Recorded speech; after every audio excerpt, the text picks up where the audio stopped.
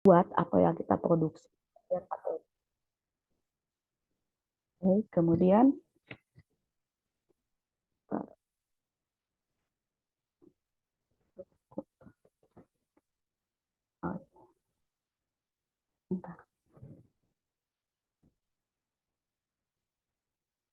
nah, ketika kita berbicara strength, strength itu pasti tidak terlepas dari yang namanya SWOT analysis ya.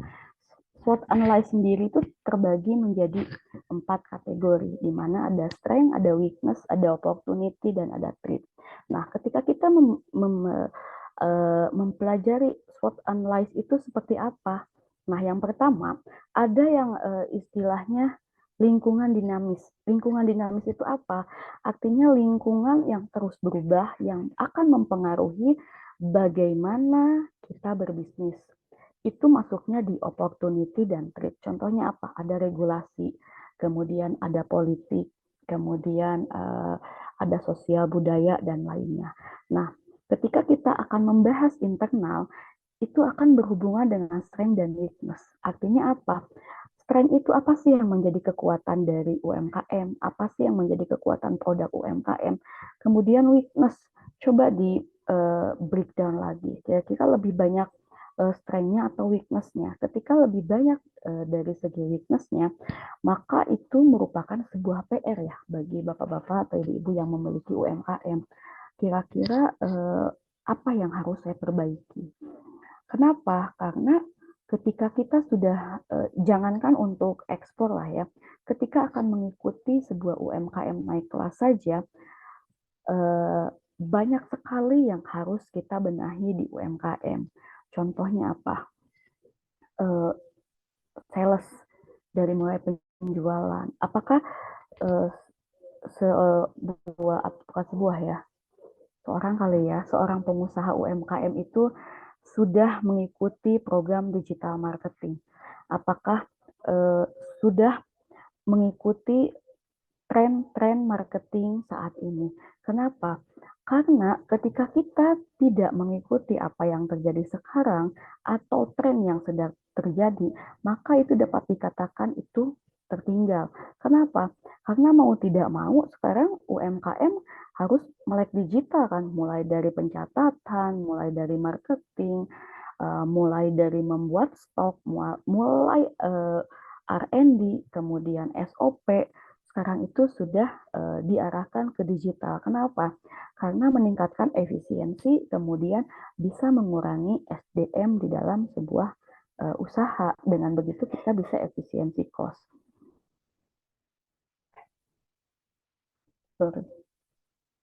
Nah, nah, bagaimana sih kekuatan dari manajemen keuangan, produksi, SDM, dan risiko? Kenapa keempat ini tuh sebetulnya kompleks ya? Jadi lebih enak tuh dibahas itu satu-satu, tapi nggak apa-apa lah ya, ini hanya sharing session aja. Jadi keempat elemen ini adalah manajemen yang terkadang dilupakan oleh UMKM. Kenapa? Karena eh, beberapa UMKM yang pernah saya temui, kemudian ada yang saya dampingi, itu sudah berjalan lama, tetapi pada saat menghitung HPP, itu baru diketahui bahwa dia memiliki margin sekian ratus persen, HPP dia, HPP per produknya sekian, itu setelah bertahun-tahun. Kenapa? Karena banyak UMKM itu yang meraba-raba, khususnya di manajemen keuangan.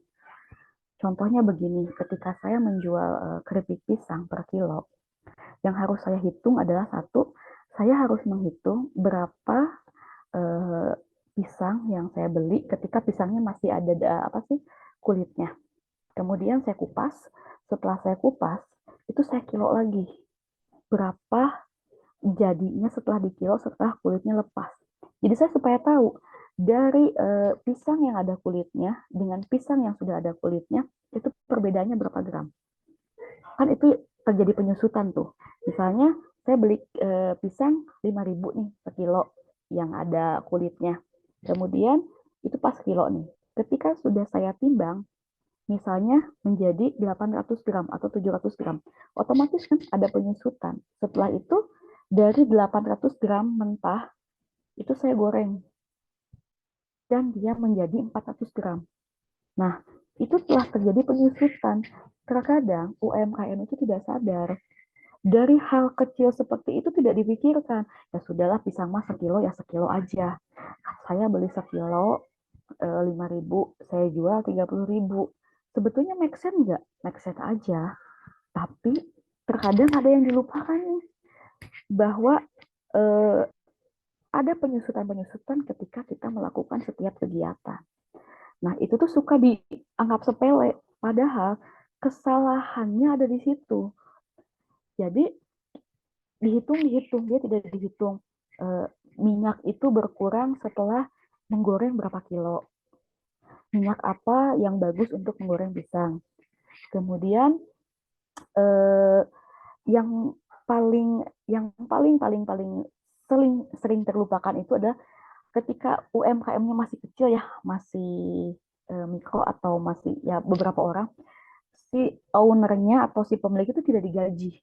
Itu tidak dimasukkan ke dalam biaya operasional. Nah, ketika dia mendapatkan, anggap dia menjual misalnya 30 kilo.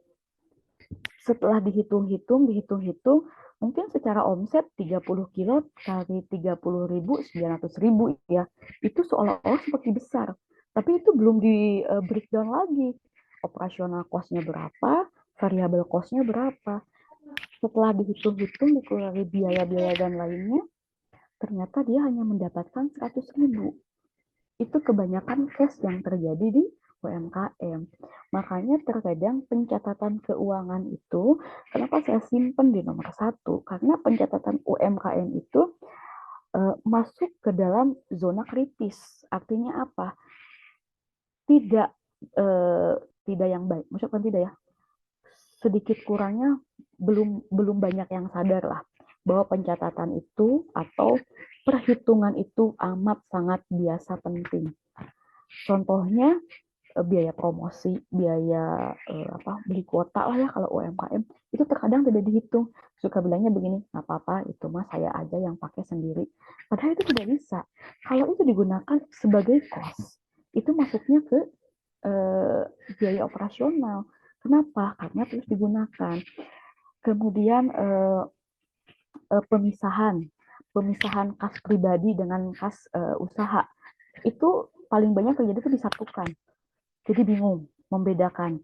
Kemudian kalau di akuntansi itu ada yang lajur 5, yang neraca, laporan laba rugi. Wah, mereka udah kacau.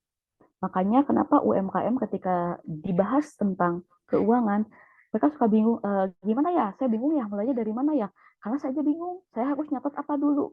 Nah, sebaiknya kita harus sudah bisa membedakan mana yang namanya variable cost, mana yang namanya fixed cost. Untuk apa? Supaya kita tahu, oh kalau misalnya fixed cost, biaya listrik, mungkin biaya internet, atau misalnya biaya air, atau biaya yang memang dibayarnya per satu bulannya itu sama, itu mungkin bisa tertakar. Tapi yang operasional cost tiba-tiba harus ikut ada bazar dadakan, kemudian harus ikut event komunitas, itu kan pasti tiba-tiba nambah tuh si cost-nya. Dan yang paling eh, ini ya, yang paling jadi PR itu gini, ketika ada event, selalu dipikirnya itu adalah event itu menghasilkan keuntungan lebih banyak. Padahal tidak seperti itu. Ketika kita event, berarti itu masuknya ke biaya promosi. Jadi misalnya saya buka stand nih di mana gitu ada event ya, pesta wirausaha gitu. Saya tidak berpikir keuntungan, tapi itu si stand sewa stand dan lain-lain itu masuknya ke biaya promo. Jadi mungkin seperti itu. Kemudian ada manajemen produksi. Nah, untuk produksi terkadang eh, tidak menerapkan standar-standar yang sudah di minimal lah oleh dinas kesehatan setempat. Saya pribadi memiliki produk dan saya sudah mendaftarkan beberapa produk saya memiliki izin dari dinas, dan memang dari dinas itu memiliki apa ya, kriteria-kriteria tertentu. Contohnya penyimpanan tempat sampah, penggunaan bahan stainless, kemudian alur, kemudian pembuangan air, kemudian penyusunan bahan baku, mana yang bahan kering, mana yang bahan basah, mana yang memang itu semua itu ada alurnya. Nah, terkadang ini yang sering diabaikan. Kemudian manajemen SDM biasanya kalau UMKM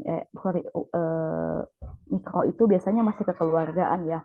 Jadi masih perlu dibina lagi lah, walaupun keluarga tetap harus profesional.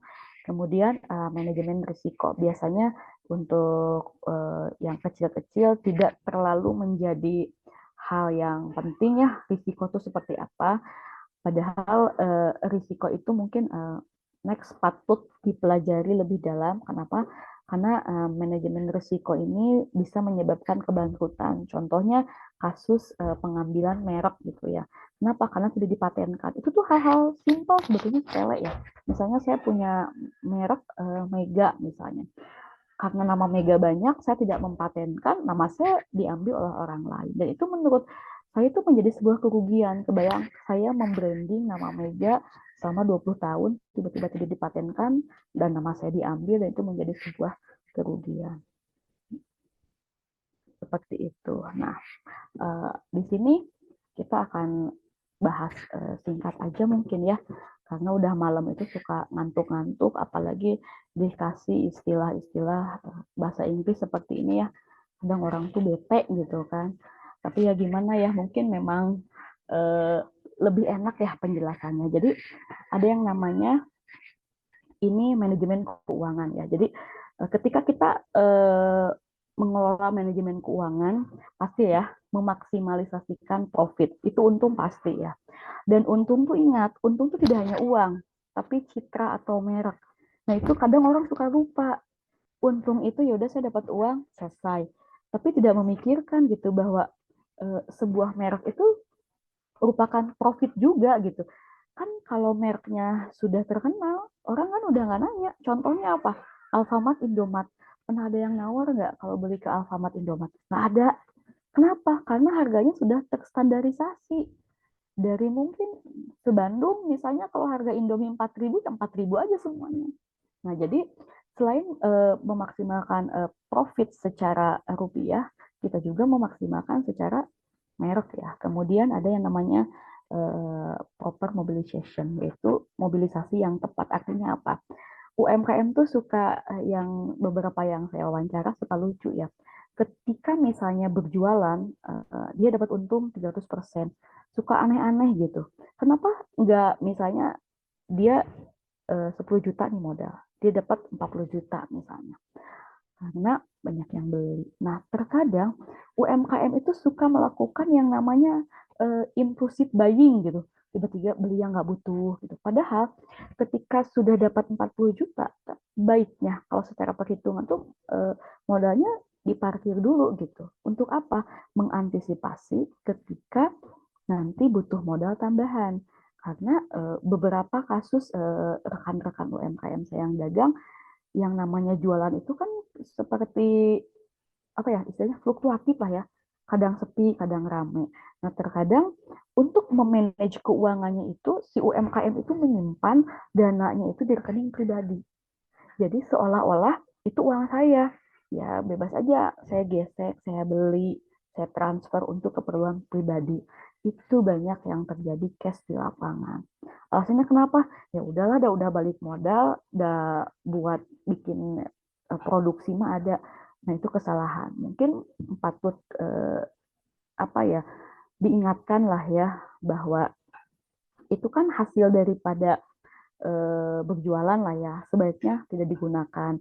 Dan langkah lebih baiknya jika menggunakan rekening untuk usaha, walaupun namanya pribadi. Kemudian ada yang namanya efisiensi tinggi. Contohnya apa?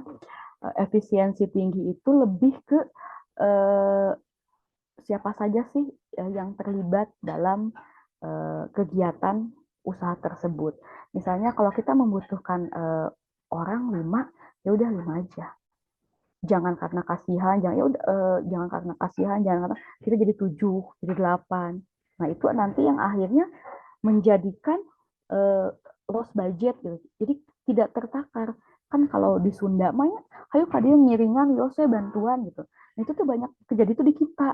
Jadi yang quantity yang sudah kita hitung akan mendapatkan profit berapa, tiba-tiba jadi loss. Kenapa? Karena kelebihan pekerjaan. Hal tersebut terjadi kenapa? Karena tidak ada SOP. Kebanyakan UMKM yang di bawah 5 tahun, mereka tidak memiliki SOP yang pasti. Dari mulai misalnya beli ini di mana engkewe jam sakieu.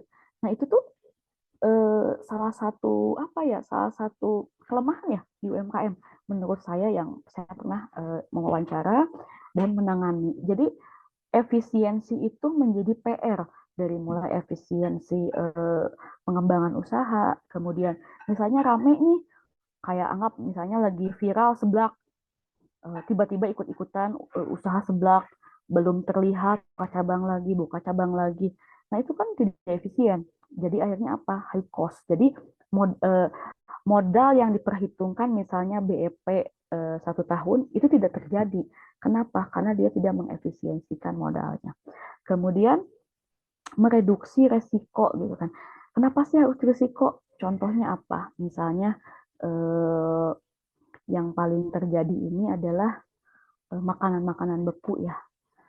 Itu saya kebetulan saya pun belajar 1 tahun tentang bagaimana mengelola rantai dingin. Nah, di kita itu banyak yang belum sadar. Contohnya apa? Yang kayak sosis bakar pun kan saya sebutin ya, karena ini pun mengedukasi Bapak Ibu, karena mau gimana pun kan kita punya anak-anak, kita punya saudara, kan suka ada tuh yang kayak Korean food ya, yang di pinggir jalan yang ditusuk-tusuk gitu kan. Ternyata setelah pelajari, mereka itu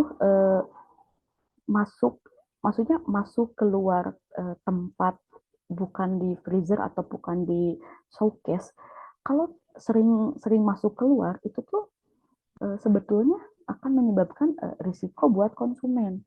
Nah, terkadang si pedagang itu atau si UKM tuh nggak mau tahu gitu.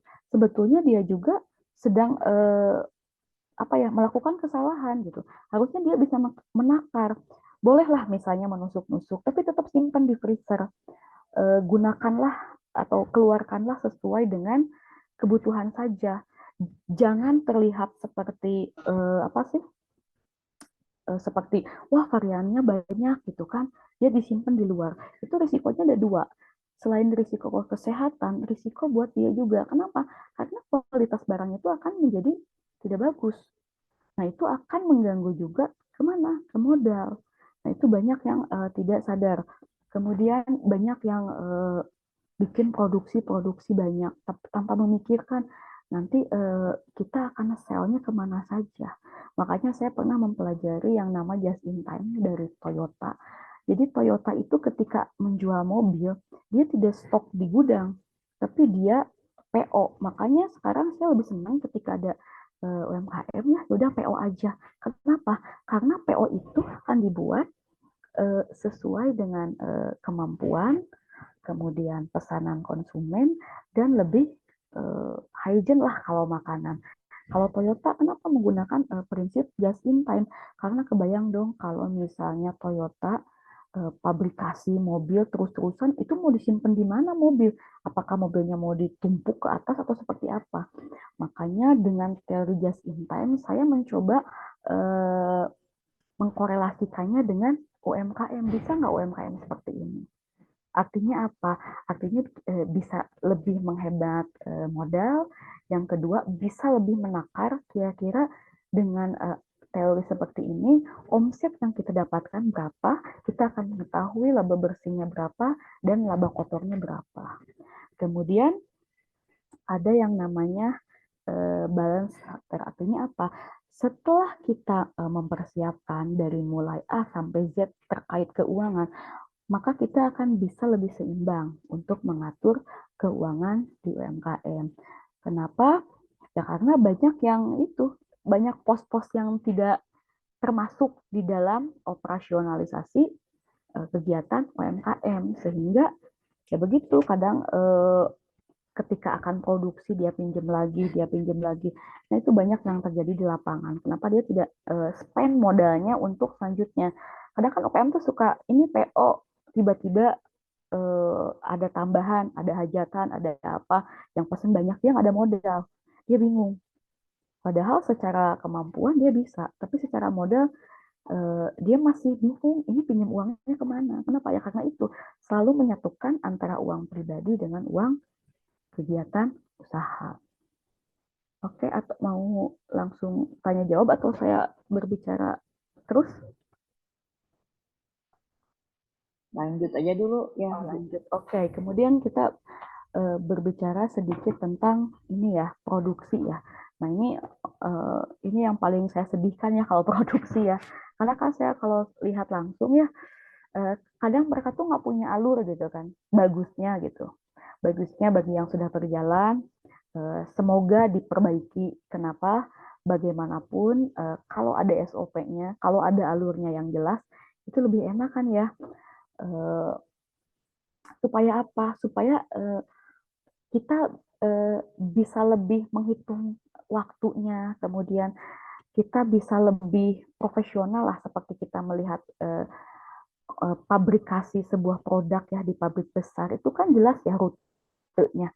Walaupun mungkin pabriknya tidak terlalu besar-besar banget, tapi dari alur satu, alur dua, alur tiga dan eh, seterusnya itu sudah ada SOP-nya. Nah biasanya pemilihan kalau di produksi itu biasanya pemilihan produk dan desain ya. Contohnya uh, waktu itu ada kegiatan apa ya, kayak bukan bazar ya, kayak workshop lah. Kan ada produk yang punten misalnya produk basreng saya sebutin. Kan produk basreng itu baiknya pakai baju ya, ada packagingnya, ada kemasannya gitu ya. Kalau kata Sunda mah jangan dibuligir gitu kan, tidak menjual akhirnya. Tapi kalau misalnya basreng, apalagi suka ada minyak-minyaknya, ada ini, baik itu ditutup gitu. Supaya apa? Supaya ketika orang melihatnya itu, oh ini packagingnya bagus ya, oh packagingnya menarik ya, apalagi tambah dengan taste-nya gitu. Mungkin oh taste-nya enak ya gitu. Nah seperti itu. Terkadang UMKM itu nggak apa-apa. Contohnya nih saya tadi beli di kampus ya, ya kayak gini ya, ya ini kalau ini sih wajar ya, ini karya mahasiswa gitu kan, 5.000 perak ya is oke. Okay. Tapi kalau misalnya eh, kita ingin ekspor basreng misalnya ke India gitu kan, ya packagingnya nggak seperti itu gitu, tapi lebih dipikirkan gitu kan. Kemudian menseleksi gitu, produksinya seperti apa gitu. Apakah si basrengnya membuat sendiri atau misalnya maklun dari orang lain, penggorengannya seperti apa, apakah eh, dapurnya menggunakan dapur umum atau seperti apa. Nah, itu perlu dipikirkan. Terkadang UMKM itu tidak ada standarisasi proses produksi. Contohnya apa?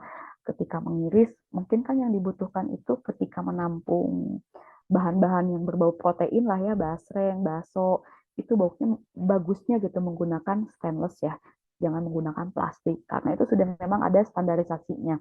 Kenapa seperti itu ya? Ya kita kan berdagang tidak hanya keuntungan ya, tapi lebih ke memikirkan eh, kesehatan konsumen juga ya. Jangan mentang-mentang ya udahlah kan yang beli konsumen, kita mah bodo amat. Tidak seperti itu juga kan. Ada yang namanya etika bisnis ya. Jadi bagaimana kita berdagang pun memiliki etika gitu. Jadi dari mulai perlengkapannya saja sudah terstandarisasi. Kemudian memilih kapasitas produksi yang tepat. Nah, ketika kita sudah misalnya sudah berjalan tahun kedua, tahun ketiga, pesanan semakin banyak, dipikirkan kembali tempat produksi, apakah perlu diperbesar, apakah karyawannya perlu ditambah, apakah kompor atau alat produksi yang lainnya itu harus ditambah atau tidak. Kenapa? Karena banyak kegagalan rantai pasok itu dari ketidaksiapan orang produksi akan memproduksi barang. Akhirnya apa? Banyak komplain kok barang saya belum dikirim, kenapa barang saya tidak nyampai dan lain-lain. Jadi tandanya apa? Ada miss antara orang produksi dengan orang sales. Mungkin kalau sales dia ya udah yang penting ada target, harus dapat berapa itu ada target. Tapi dari segi produksinya dia tidak siap. Artinya apa? Ketika penjualan misalnya sudah naik 200%, otomatis yang namanya dapur itu pun harus dibuat misalnya 2 kali lipatnya. Kenapa? Karena kan kita harus memenuhi pesanan konsumen. Konsumen kan ketika membeli sebuah produk itu tidak hanya berbicara ini rasanya enak ya, ini rasanya gurih ya, oh ini pedasnya mantap, tidak. Tapi ketepatan datang pada konsumen. Makanya sekarang itu bagus seperti di e-commerce ya, ada review konsumen. Terkadang saya pribadi ketika akan membeli sesuatu, saya melihat review konsumen. Reviewnya baik, banyak yang baik atau banyak yang buruk. Kenapa? Karena itu mencerminkan sejauh mana kepedulian produksi daripada sebuah UMKM. Kemudian ada planning produksi. Jadi produksi pun harus di planning. Oh, kalau misalnya saya basreng nih, saya bakso ikannya beli di mana, kemudian bakso ikannya saya olah, ketika akan membuat adonan, adonan itu sekali adonan per berapa kilo sih? Oh, 5 kilo. Itu sudah mulai di-pack 5 kilo, 5 kilo, 5 kilo, 5 kilo. Untuk apa? Biar terplanning. Ketika ada pesanan dadakan, kan semua sudah teresep. Nah, baik saya tuh suka menyarankan, walaupun itu kue, itu apapun itu, saya sarankan untuk melakukan yang namanya gramasi. Kenapa? Dengan adanya gramasi, kita menjadi tahu, oh kalau misalnya satu toples kecil itu ada berapa gram. Oh kalau misalnya toples ini besar itu ada berapa gram.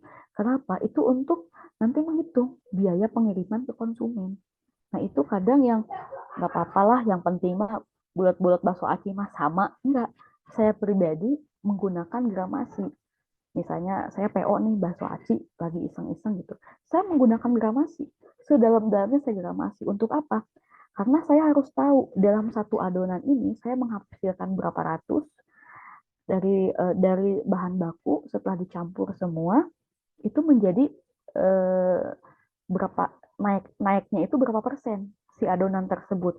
Untuk apa? Itu planning produksi. Artinya apa? Ketika kita sudah membuat yang namanya planning produksi, kita tidak akan perlu takut resep dicuri orang lain, kita tidak perlu takut ketika kita ada keperluan orang lain mereka tidak berproduksi. Kenapa? Karena semuanya sudah terstandarisasi. Jadi dengan standarisasi seperti itu, ya kita tenang-tenang aja. Kenapa? Karena semua sudah tergramasi. Contohnya apa? KFC, McD, Hokben, semua sudah terstandarisasi. Pernah ada nggak yang mencuri resepnya? Tidak ada. Mereka memiliki satu pabrikasi yang sudah terstandar. Dari mulai ayam paha sekian gram, dada sekian gram, tepungnya ini. Jadi ketika datang ke outlet, itu semua karyawan tinggal marinasi, campur ke tepung, kemudian menggoreng. Kenapa? Karena sudah dilakukan yang namanya planning produksi. Jadi untuk Bapak Ibu UMKM, mulai kalau yang misalnya, saya masih bingung kumahnya, ya mulai dari kecil-kecil dulu aja. Contohnya apa? ATM. Kita sering dengar ya ATM, amati, tiru, modifikasi. Itu yang saya lakukan riset setiap saya pergi ke supermarket. Oh, di supermarket tuh packaging begini. Oh, di supermarket itu kalau gramasi kenapa sih nggak pernah pas? Contohnya 135 gram, 240 gram. Ternyata itu ada aturan tersendiri. Jarang seperti kita ya, kita mah ya 200 200. Ternyata itu salah satu bentuk permainan dari produksi. Supaya apa? Oh, supaya terlihat banyak tetapi tidak menghabiskan kos yang banyak. Jadi semua yang dijual di supermarket atau dimanapun yang tergramasi itu sudah mengikuti aturan-aturan, sudah dimulai hitung HPP. Oh, kalau misalnya per satu produk ingin marginnya 30%, berarti isinya tuh harus sekian. Jadi semua tuh sudah direncanakan. Kemudian ada kontrol, itu pasti ya kalau kontrol. Biasanya kalau yang makanan ya, makanan itu yang tidak terkontrol itu adalah batas expire. Nah ini saya perlu ingatkan ketika sudah memiliki sertifikat halal, PIRT, itu sudah dibolehkan menggunakan bahan tambahan pengawet dengan aturan tertentu. Artinya apa? Ketika kita berbicara ekspor atau ingin apa sih produknya tahan lama, itu boleh menggunakannya kok dengan catatan bahwa itu sudah mengikuti aturan Dinas Kesehatan. Karena apa? Di tempat-tempat kursus makanan apapun biasanya dibolehkan. Kalau untuk yang sifatnya jualan atau sifatnya apa ya? material apa gitu, saya lupa lagi. Jadi itu diperbolehkan. Kenapa? Ya karena kan perusahaan atau UMKM juga nggak mau rugi. Misalnya ketika suka ada yang pakai silika gel kan, ketika kue kering mungkin tanpa silika gel 3-4 bulan tahan lah ya. Nah ketika dia ingin jadi 6 bulan 7 bulan, dia boleh menggunakan silika gel sebagai apa ya, menyerap udara lembab di dalamnya. Atau misalnya boleh ingin 2 tahun 3 tahun, dia boleh menggunakan bahan pengawet dengan catatan bahwa pengawet yang diberikan itu sesuai dengan takaran yang seharusnya. Kenapa? Karena ketika kita sudah melakukan perizinan, kita melaporkan dalam misalnya gini, satu adonan kue kering itu misalnya 1,5 kg, itu pengawetnya kita akan melaporkan. Oh misalnya pengawetnya 3 gram atau 4 gram. Jadi sudah ada ketentuan.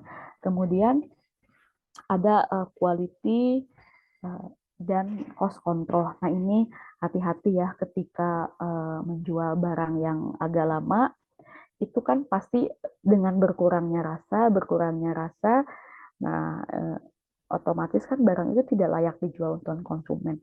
Nah, bagaimana kontrolnya? Jadi kita harus punya planning ya. Misalnya, oh kue saya itu tahannya 6 bulan nih. Nah, bagaimana caranya sebelum 6 bulan itu harus laku. Makanya sering kan kalau lihat di supermarket atau minimarket yang beli satu gratis satu, beli dua gratis satu. Itu merupakan salah satu teknik marketing supaya apa? Supaya batas expire-nya maksimal terpakai. Artinya apa? Barang yang ada di rak itu habis. Kemudian yang terakhir itu ada inventory control. Artinya apa? Kita melihat tuh stok bahan baku. Biasanya yang menjadi kesalahan itu adalah kita lupa bahwa bahan baku itu sudah expire. Itu yang terjadi di saya dulu waktu saya belajar. Oh ternyata ketika membeli bahan baku, walaupun dimasukin ke toples, itu harus ditulis. Misalnya tanggal beli sekian kan si toko tuh suka kasih batas expire, itu tuh harus dilabelin. Supaya apa? Supaya ketahuan. Jadi kita tidak loss. Kadang nggak ada, misalnya gini, nggak ada yang beli, ya udah nggak ada, kita nggak buka PO atau misalnya sedang sibuk, tiba-tiba ternyata si barangnya sudah expired, itu tidak layak untuk digunakan. Nah, inventory control itu penting. Jadi ada FIFO-LIFO kalau di istilah di manajemen keuangannya, ada FIFO dan LIFO, artinya first in first out, mana yang dibeli duluan harus dikeluarkan duluan, mana dibeli duluan nanti dikeluarkannya agak lama. Contohnya apa? Ketika kita membeli ayam, kebayangkan kalau misalnya beli ayam untuk membuat misalnya bakso tahu atau apa, ternyata ayamnya sudah 1 tahun di freezer. Mungkin secara kualitas sudah berkurang, ya secara layak sih mungkin cukup layak ya, tapi secara kualitas berkurang. Nah itu kira-kira mana nih barang yang memang harus ketika masuk duluan, jadi keluarin duluan. Nah, kemudian kayaknya sudah mengantuk ya, saya dongengin gitu ya. Nah ini terakhir ya, yang harus diperkuat. Ada yang namanya human resource management. Ini yang terkadang menjadi persoalan di tiap UMKM yang saya datangi. Kenapa? Karena tidak ada SOP yang pasti. Jadi mereka tuh sering mengeluh. Contohnya apa? Yang paling utama itu adalah ada yang namanya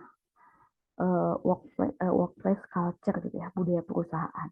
Kalau di manajemen SDM itu ada termasuk budaya lemah atau budaya kuat. Artinya apa? Ketika budaya kuat, biasanya karyawannya tuh kompak atau satu sama lainnya itu seirama lah ya.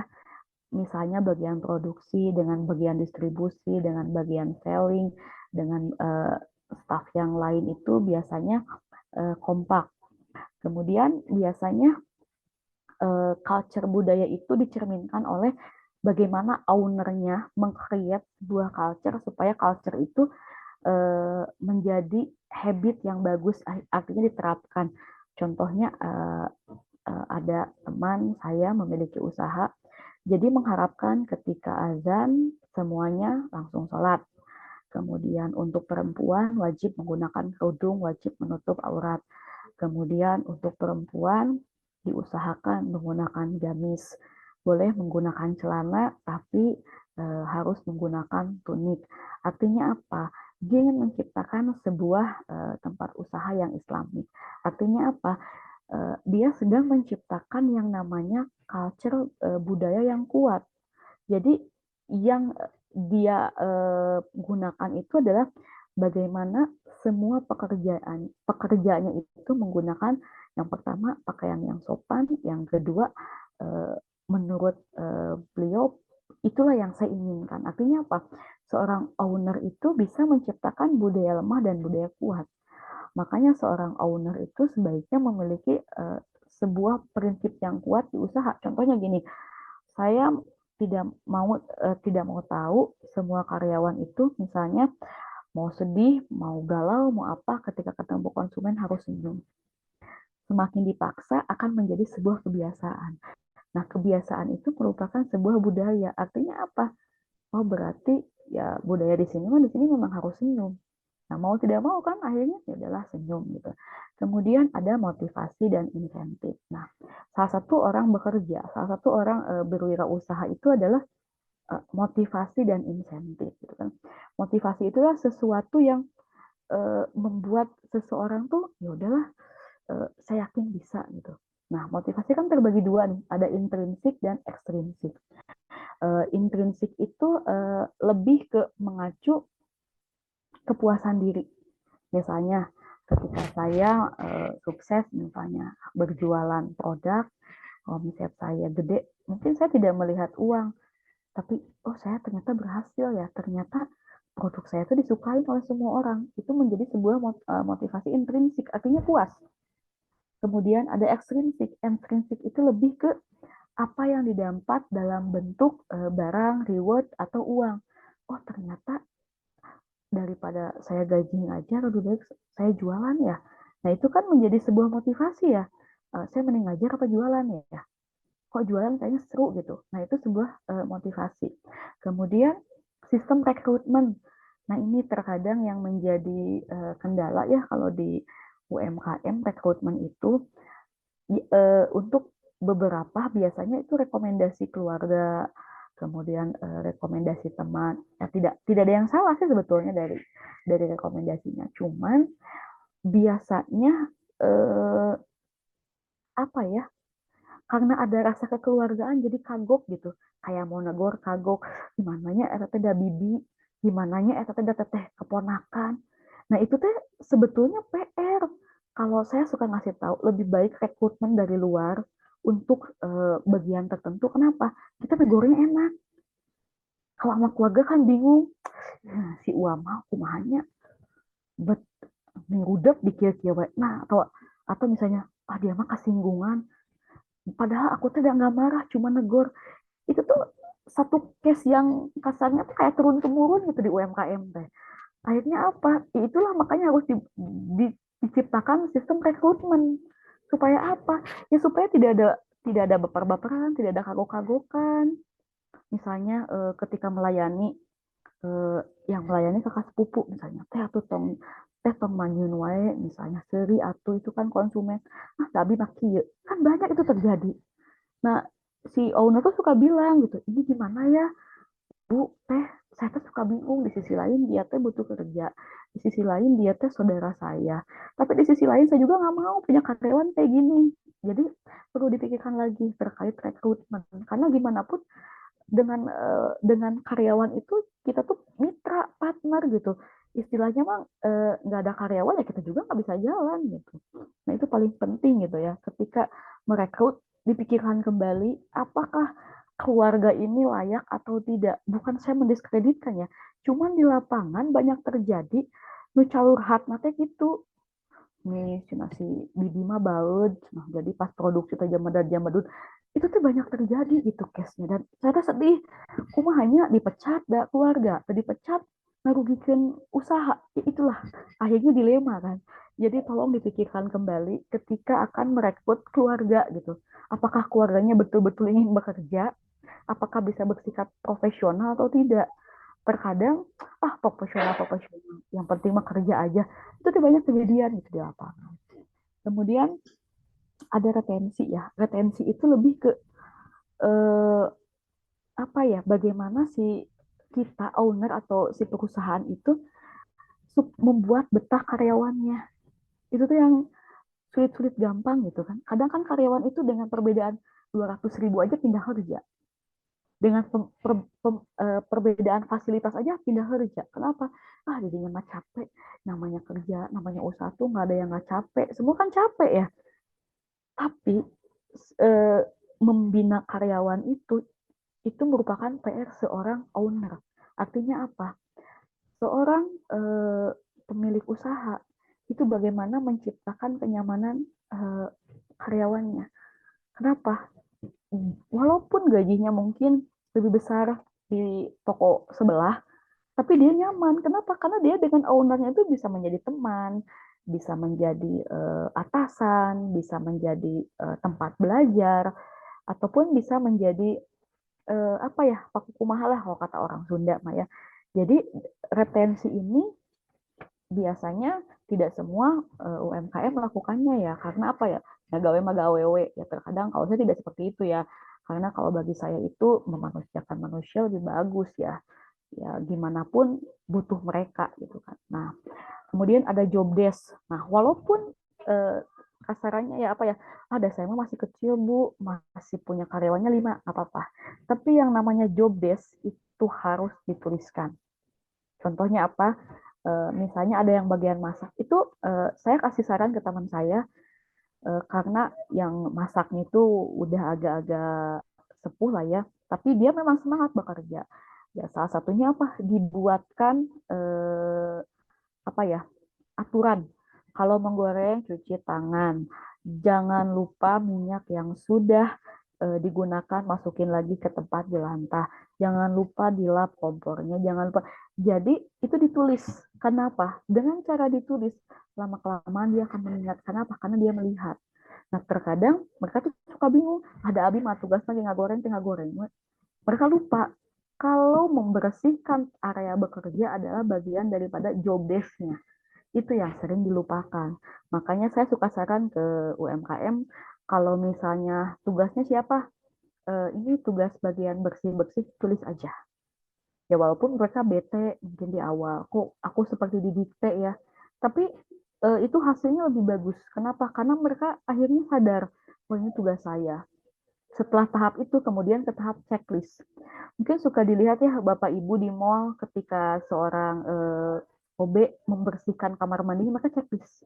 Artinya apa? Mereka sudah mengerjakan pekerjaan sesuai job list. Nah, kemudian ada kontrak kerja nih. Walaupun bentuknya masih kecil, tapi harus ada kontrak tertulis, itu sebaiknya. Kenapa?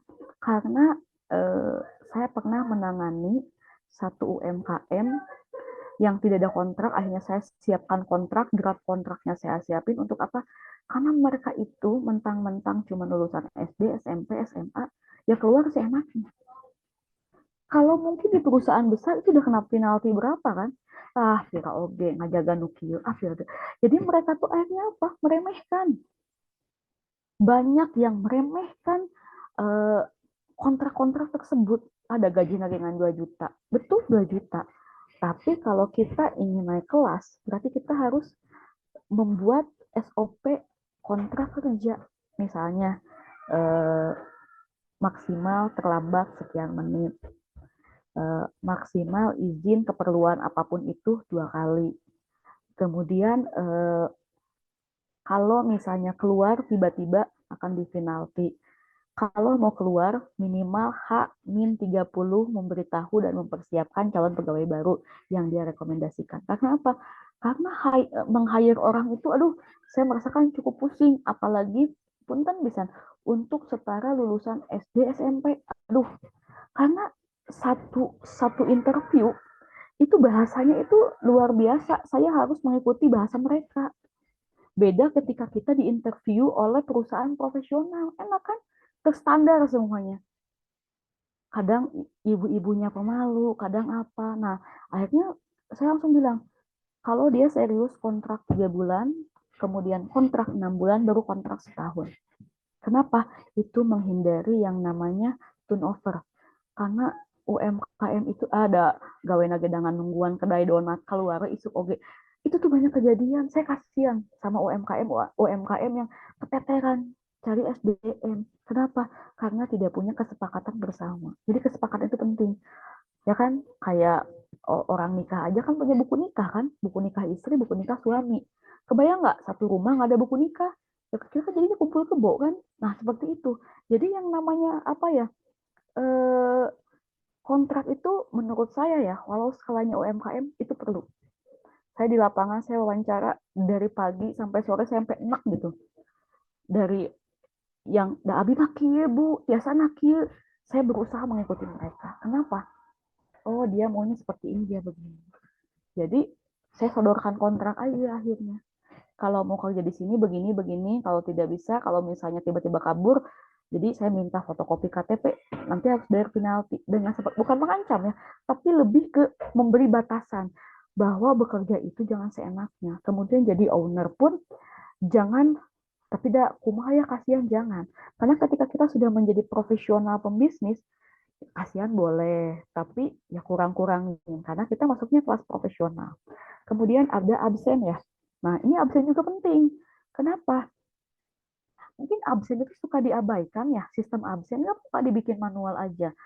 Saya suka memberi saran bagi karyawan yang absennya masuknya lebih cepat, kasihlah reward. Nggak apa-apa kayak misalnya beliin Indomie sedus, beliin beras 5 kilo. Mungkin bagi sebagian orang, itu mah cetek, tapi ya itu adalah bentuk perhatian daripada owner. Emang sepele gitu kan. Tapi itu tuh saya tanya ya ke pegawai-pegawainya, saya mah seneng walaupun cuma dapat ini nih apa sih tempat sayur, walaupun saya mah cuma tapi seneng. Tandanya apa? Ownernya memperhatikan. Nah dengan begitu dia jadi komit. Nanti masuk jam 8, jam 8 kurang 15 udah di outlet ya. Ya, akhirnya mereka terus melakukan kontinuitas seperti itu. Karena apa? Karena ada perhatian dari ownernya. Jadi kayak penting, kayak sih, bukan sih kayak sepele tapi penting gitu. Kemudian healthy and safety. Nah ini yang paling penting ya. Healthy itu lebih ke menjaga ya kebersihannya, ke tempat usahanya, terutama dapur produksi ya yang saya sering melihat tidak bukan tidak ya kurang memperhatikan. Nah di sini saya sudah kasih tahu tolong tempat sampah ketika produksi jauhin ya, jangan dekat sini kan. Misalnya nih lagi bikin bakso aci ya sampahnya di depan kan tidak etis ya, ini makanan di depan tempat sampah. Kemudian tolong ketika akan produksi bersihkan dulu tempat-tempatnya. Kenapa? Ya kan kita harus mulai belajar ke arah profesional kata saya ya. Kalau mau besar seperti perusahaan-perusahaan yang sudah besar, ya kita harus belajar. Tandanya apa? Bahwa segala sesuatu itu tidak muncul tiba-tiba ya, tapi dari proses belajar. Kemudian ada yang defense prosedur, artinya apa? Kita membuat satu prosedur di dalam sebuah usaha untuk apa? Untuk perusahaan ibu bapak sendiri. Agar apa? Agar lebih teratur. Kan kita lebih senang ya melihat yang teratur, melihat yang terstandarisasi, melihat ternyata kita bisa melepas usaha kita tanpa harus duduk-dudukan. Kan kesalahan UMKM itu biasanya, aduh gimana nya, itu bisa ditinggalkan, itu palaur, bisa salah ngaracik, itu adalah sebuah kesalahan besar. Kenapa? Karena tidak mempercayai eh, apa sih karyawannya atau stafnya untuk melakukan tersebut. Tapi kalau kita percaya, kita menyiapkan sebuah SOP, saya yakin usaha itu akan membesar sendiri. Seperti itu. Nah, ini adalah salah satu fungsi ya. Jadi ada fungsi manajerial dan fungsi operasional. Biasanya manajerial itu lebih ke staff manajemen ya, memutuskan apakah ketika membuka outlet layak atau tidak di tempat yang baru, memutuskan, merencanakan kalau misalnya saya mau endorse nih, saya endorse misalnya selebgram siapa nih yang lagi hits, apakah untuk sekarang Fadil Zaidi masih oke atau tidak, atau saya harus misalnya ke selebgram apa sih lokal aja yang di Bandung. Nah, itu adalah fungsi manajerial. Bagaimana seorang manajer atau seorang owner dari mulai merencanakan, mengorganisasikan, mengarahkan hingga mengontrol sudah pas atau belum. Nah, biasanya fungsi operasional itu lebih ke bagaimana dia menjalankan operasionalisasinya dari perusahaan tersebut. Misalnya dia melihat kayaknya kita mencari suppliernya mending dari sini saja. Kenapa? Saya sudah membandingkan harga toko A atau toko B, toko C ternyata murah dari toko B. Nah, itu bagian dari operasional. Dia yang lebih tahu lapangan. Kemudian bagaimana dia mengembangkan menu-menu yang baru. Misalnya ketika saya jualan misalnya seblak nih. Kan seblak begitu, bisa nggak kita seblaknya pakai topping keju? Nah, itu bagian dari orang operasional. Artinya apa? Dia yang melakukan riset, dia yang melakukan apa sih, cek pasar, dia yang melihat target pasarnya masuk apa enggak, seperti itu. Jadi dalam hal ini SDM itu amat sangat harus diperhatikan. Kenapa? Karena SDM itu yang akan membuat usaha ini menjadi lancar atau tidak. Kebayangkan kalau misalnya SDM gajinya rendah, kemudian tidak diperlakukan dengan baik, usahanya tidak memiliki SOP yang bagus, ya bisa dikatakan bahwa ya perusahaan itu atau UKM itu atau UMKM itu ya menurut saya dan mungkin dari beberapa kajian literatur pun itu tidak layak untuk dilanjutkan. Kenapa? Karena bisa dikategorikan tidak sehat. Seperti itu. Nah, ini kenapa saya memberikan contohnya tempe Azaki ya. Waktu itu saya ke Bogor kebetulan dengan suami saya ada acara di IPB ya. Di situ ada acara apa ya? Kedelai lah, soybean Indonesia. Nah, saya melihat sebuah stand tempe gitu ya. Ada bahasa Jepangnya. Ternyata tempe ini sudah ekspor ke Jepang. Dan amazed dong. Kenapa? Kok bisa ya? Bagaimana sistemnya? Ternyata si tempenya itu di frozen. Artinya apa? Ketika sebuah tempe lah ya, mungkin seperti naon sih tempe gitunya bisa ekspor. Itu kan hal yang bagi sebagian orang nah naonan lah kan bisa yang lain. Tapi tempe Azaki ini bisa memberikan maksudnya jaminan bahwa tempenya itu memiliki memang kualitas ekspor. Contohnya apa? Oh, dia mengerti nih market Jepang. Oh, dia tahu nih proses supaya tempe bisa awet 1 tahun. Oh, tahu nih kalau tempe yang bagus itu kedelainya harus kedelai apa? GMO atau non GMO kan seperti di sini bisa dilihat ada tulisannya GMO atau non GMO. Mungkin nanti Bapak Ibu bisa searching sendiri GMO itu apa sih, non GMO itu apa. Kemudian dia tidak hanya menjual tempe, dia mendiversifikasi produknya menjadi keripik tempe. Nah, keripik tempe ini bisa menjadi tambahan profit. Artinya apa? Ah, males masak tempe, ada keripik tempenya kok. Keripik tempe mah bebas, mau dimakan di pesawat, mau dimakan di bandara, mau dijadikan sebagai oleh-oleh, atau mau dijadikan cemilan keluarga. Artinya apa? Ada diversifikasi dari produk utama yang menambah value added si tempe Azaki ini. Artinya apa? Azaki tidak hanya menjual tempe, tapi menjual value added-nya apa? Oh, Azaki mah tempenya berkualitas ya. Nah, contohnya apa? Nah, dia bisa dilihat ya di garis merah yang saya buletin ini, dia non GMO. Mungkin nanti saya cari supaya penasaran, apa sih perbedaan GMO dan non GMO?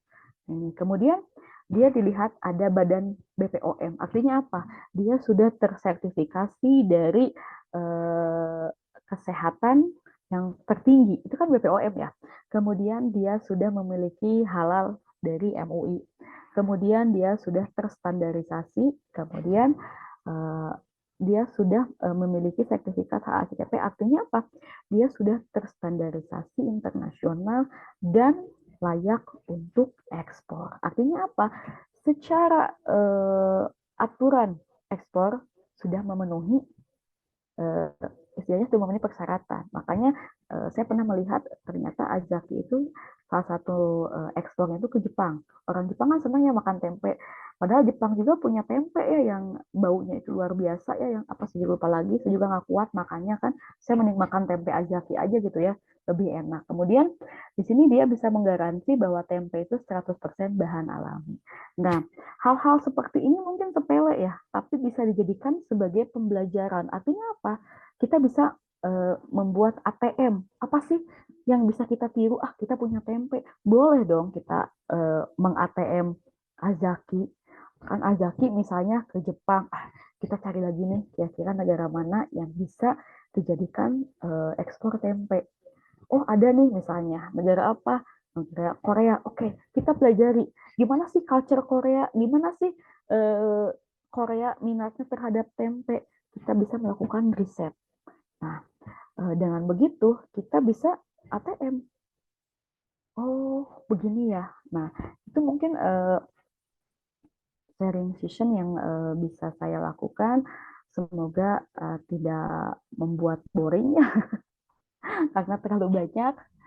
Karena beda sih vibes-nya ketika pembelajaran online dan offline ya. Kalau offline biasanya saya di kelas lebih ke interaktif gitu. Jadi ketika slide berhenti, mau yang nanya yang mana? Kadang saya tidak menamatkan slide untuk apa. Silakan sisanya kalian analisis. Yang penting ketika saya menyampaikan satu tema, kalian paham. Karena perkara baca itu urusan kalian di rumah.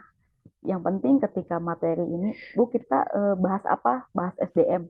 SDM yang seperti apa, Bu? Kita akan bahas misalnya tentang rekrutmen. Akhirnya paham, rekrutmen itu begini, begini, begini, term and conditionnya seperti ini. Kemudian yang tidak boleh dilakukan pada saat rekrutmen dan hambatannya seperti apa, kemudian oh rekrutmen itu seperti ini. Jadi lebih ke oh ambil garis besarnya aja. Karena kalau sekarang ya pembelajaran itu lebih gampang ya. Saya pribadi banyak menggunakan YouTube, Banyak menggunakan sekali medianya ya Bu ya, betul yang betul Bu. bisa Jadi dimanfaatkan. terkadang dosen-dosen saya suka gini, ya udahlah, saya yakin kalian bisa, begitu. Ya saya Ini yakin di memang sini materi Bapak Ibu sekarang pun memang relate banget ya Bu ya sama ya, kepada untuk kami ya Bu ya, untuk para UKM memang beberapa hal kadang kita sepelekan ya Bu, betul sekali. Jadi kayak seperti dari mulai raw material, selalu tadi Ibu bilang mungkin ada penyusutan yang tidak terhitung ya Bu, kadang-kadang itu betul betul. sekali memang. Iya, Itu sering terjadi, saya pun merasakan. Ternyata itu nah loh saya kok tidak sesuai gitu ya, ternyata iya ada betul. penyusutan gitu ya Biasanya Bu. yang goreng-gorengan, yang Betul. kayak gitu yang tiba-tiba kenapa ya kok saya rugi? Padahal perasaan hitungan saya sudah pas. Karena Iya, mereka menghitung itu dari mentah, bukan dari sudah layak jual. Nah, iya. itu tuh case-nya banyak sekali gitu. Ya, Yang memang tadi apa case-case yang sudah Ibu contohkan memang banyak terjadi Bu ya di UKM ya. Sebelum kita go ekspor juga mungkin memang teman-teman harus memperhatikan detail juga ya Bu ya, seperti tadi Ibu iya, contohkan gitu ya. Mulai dari standar operating prosedurnya, lalu ada betul. juga efisiensi dan betul Ibu ya, rekrutmen yang keluarga memang Nah, betul itu sekali itu sering itu PR, terjadi, itu itu PR kebanyakan yang juga sering jadi ya. keluarga. Makanya ya saya pun belajar ya Bu ya, belajar lebih baik rekrutmen orang lain daripada ya saya akhirnya gontok-gontokan sama keluarga ya. Karena Iya, betul. case-nya begitu gitu. Iya. Akhirnya kan serba salah Bu. Dikeluarkan gimana, dilanjutkan gimana, ya jadi dilema sendiri ya. Iya, betul sekali. Mangga teman-teman mungkin ada yang mau bertanya, boleh raise hand atau di chat ya. Mungkin di chat juga sudah ada beberapa ini yang sebentar. Ya Di chat mungkin ya kita sharing aja lah Bapak Ibu dan ya, Mangga. saya juga eh, masih belajar lah pada intinya. Justru saya senang ketika saya bertemu dengan UMKM yang banyak kasus, itu tuh oh ternyata begini ya, oh silahkan Ibu Anti. Mangga silahkan langsung Ibu Anti, mangga di open mic-nya. Ya, makasih. Sebelumnya mohon maaf saya off kamera. Ya sama Pak Ini Bu. lagi di kamar. Ibu, aduh makasih banyak, ini ilmunya deging semua. Kalau di Alhamdulillah. kalau di mau bertanya ini kayaknya semua sesi saya mau nanya. Cuma Boleh Bu. kayaknya saya pilih yang paling krusial aja. Yang pertama soal HPP, Bu. Yep, Saya ada 2 contoh, maksudnya produk saya dan produk teman. yep, Produk saya termasuk menurut saya itu saya sudah tinggi ya Bu. ya, Jadi mentok di harga segitu. Nah saya itu keripik tempe Ibu, tadi saya cukup amazing ngeliat yang Ibu contohkan. Saya persis sama Bu, keripik tempe Iya, sagu seperti itu. oke, iya. Nah, saya itu sudah 110.000 per kilo Bu, karena saya Iya. pakai minyak padat dan memang bahan bakunya saya pilih yang berkualitas ya Bu ya. Nah, tetapi permasalahannya semua HPP itu sudah saya masukin hanya satu, kontrakan rumah produksi. Itu kalau dimasukkan itu melejitnya luar biasa Bu gitu. Jadi Iya, memang sampai detik ini kalau iya, mau dihitung keuntungan belum, iya. karena rumah produksinya kontrak Bu gitu. Oke. Nah, itu pertama saya. Jadi jadi bagaimana apakah memang harus dimasukkan itu rumah kontrakan rumah gitu. Nah, Iya. yang kedua, saya punya teman yang sebelum dia berproduksi dia ikut pelatihan seperti ini. Jadi pada saat dia produksi semua biaya dia masukkan Bu. Sementara dia produknya seblak Oke. yang cukup tinggi kompetisinya Ibu ya. Nah, karena semua biaya dimasukkan sama dia, akhirnya tinggi HPP-nya Bu. Jadi pada saat dia masuk ke pasar, kalah bersaing dari segi harga. Kan memang suka ada yang bilang, ya berarti kita harus punya unique selling point gitu ya Bu ya, terus Betul, betul. apa-apa. Nah dia bingung, seblak apa yang mau di unique selling point ya Bu? Sekeren-kerennya seblak, Iya, apa tetap ya seblak. gitu sampai, Betul, betul, ya betul, gitu, betul. seblak kering Bu, maaf bukan seblak Seblak kering. basah ya, Iya. kerupuk seblak. Saya kan nggak mungkin bilang ini Bu gimana, tetap aja pakai pecin, tetap aja Iya, rasanya itu dibumbu ya Bu ya. Jadi betul. akhirnya kan setelah dimasukin semua biaya-biaya itu termasuk gaji owner, pokoknya ngikutin aja Bu apa yang dia mentok di harga, akhirnya dia turunkan juga gitu Bu. Nggak mungkin teh saya bertahan di harga segini, tapi penjualan seret gitu ya Bu ya. Iya, betul, Nah, betul, betul. Itu banyak kemudian cashnya, Bu. ya, nah untuk yang kedua ini sebetulnya mungkin jawabannya ada di tempe Azaki ya Bu, tapi saya kan nggak mungkin nanya ke beliau. Gak Nah, apa-apa. Ibu kan Mungkin tadi kalau belajar, Bu, boleh, Bu. Boleh gini Bu, dicari di internet, saya kan belajar gitu. tadi dengar Ibu kan sebetulnya pakai BTP itu boleh ya Bu, Boleh, boleh. asal sesuai standar. Nah, Iya. ya saya itu selama mengikuti kurasi ke luar negeri hanya negara-negara yang di Asia aja cuma Malaysia, Singapura gitu ya Bu ya, yang boleh pakai benzoat.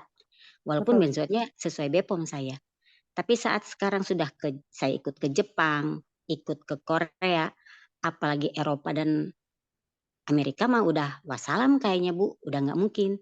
Nah jadi Iya, cerita Ibu bahwa tadi boleh memakai benzoat itu memang khusus negara-negara tertentu betul. atau sebenarnya boleh negara-negara maju itu, tapi apakah mereka ada persyaratan gitu. Jadi saya tadi udah datang ke Kang Okta yang ke BMA. Sekarang itu kan ternyata kurasinya untuk ke Eropa ya Teh ya. Iya. Maaf saya panggil Teteh. Nah, Bebas, Bu. nah saya langsung agak ciut gitu Teh pas Kang Ya. ini yang sekarang mah hanya Eropa. Ya Bu katanya untuk ke Asia nanti periode berikutnya. Sekarang tuh Kanada, Amerika, Spanyol sama saya. Nah saya langsung apakah negara-negara ini boleh memakai benzoat atau tidak? Dan kalau memang tidak ya mungkin saya harus berguru ke Azaki tadi Bu. Bagaimana caranya 1 tahun tanpa benzoat saya masih 6 bulan Bu. Oh iya, Saya masih itu 6 udah bulan. keren, Bu. Oke, Bu. 6 bulan. Oh, Jadi kalau untuk Bandung yap. saya tidak memakai pengawet, tidak memakai apapun gitu. Tapi karena kalau ekspor harus selalu di atas 1 tahun, mau nggak mau kan pakai benzoat. Iya. Nah, apakah waktu Ibu kemarin ke Azaki, dia 1 tahun keripiknya itu tanpa pengawet Bu? Kalau tanpa pengawet, jadi kayaknya saya harus mengejar ke Bogor nih Bu. Bagus, Ya, Bu, belajar. Nah, oke. ya gitu aja Ibu. Ya terima kasih. Assalamualaikum. Waalaikumsalam. Oke, saya jawab itu dulu ya, simpel. Kalau untuk pengawet ya Bu ya, nah kan tadi saya ulas ada regulasi dan standarisasi negara tujuannya kemana nih, Eropa, Amerika, atau mana. Nah, Ibu bisa lihat di FDA. aturan yang saya siapin.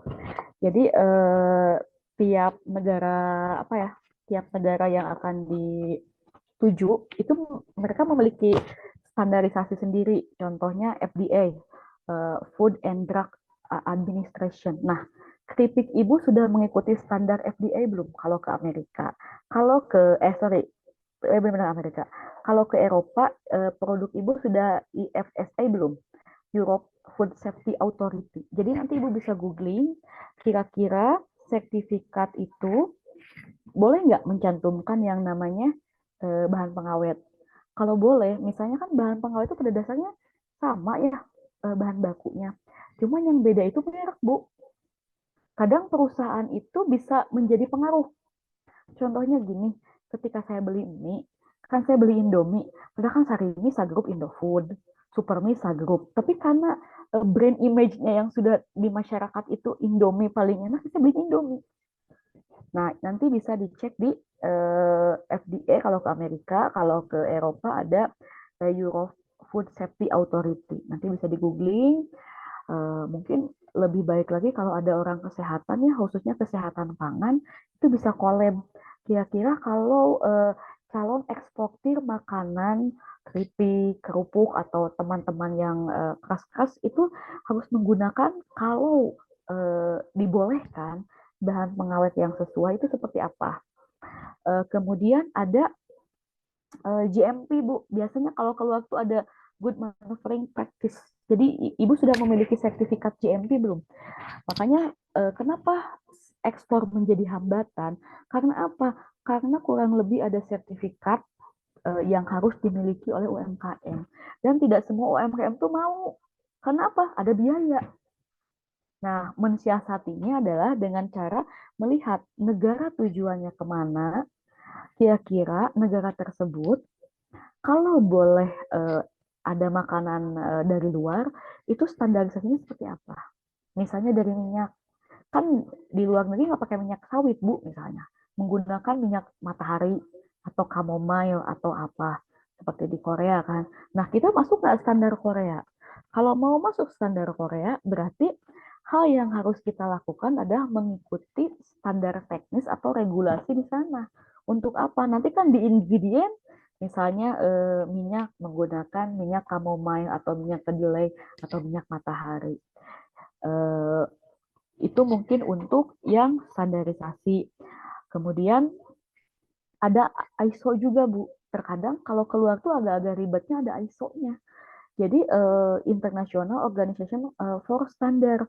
Jadi keripik ibu itu menunjukkan bahwa keripik ibu itu bermutu atau tidak.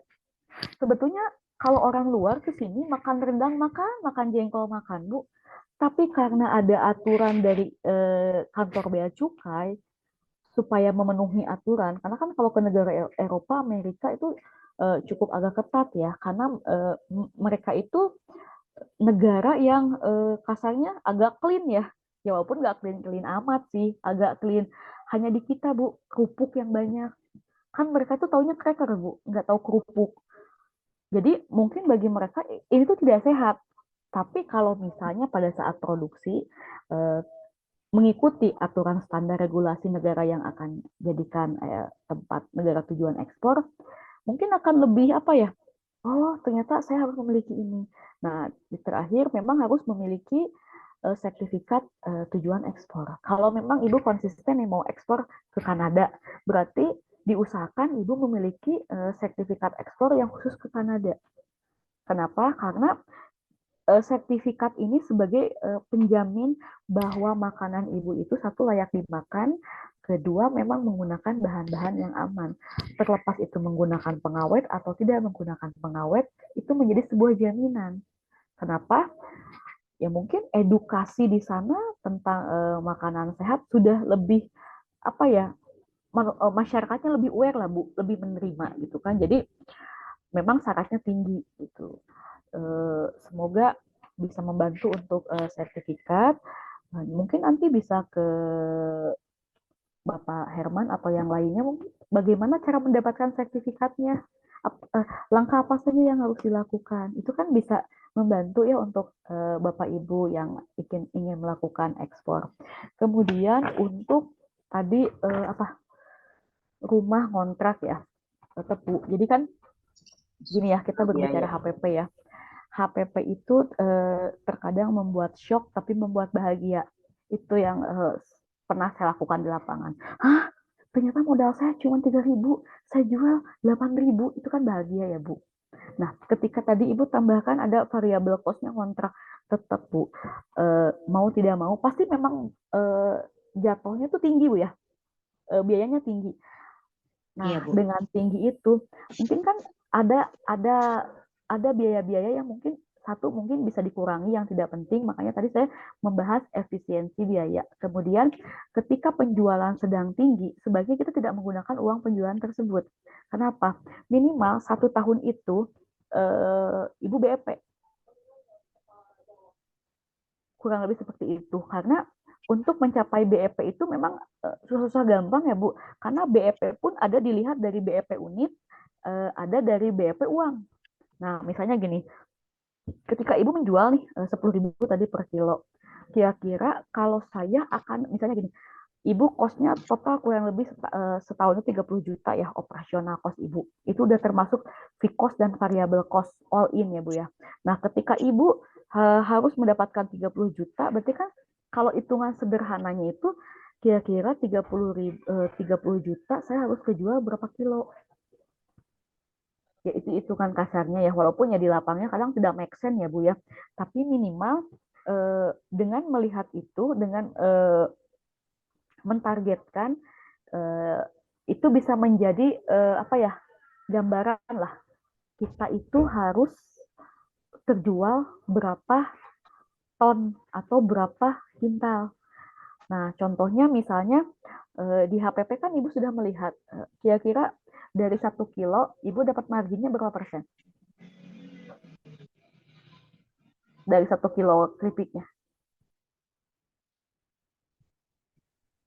Saya nggak per kilo, per piece Bu sebetulnya kalau dijual.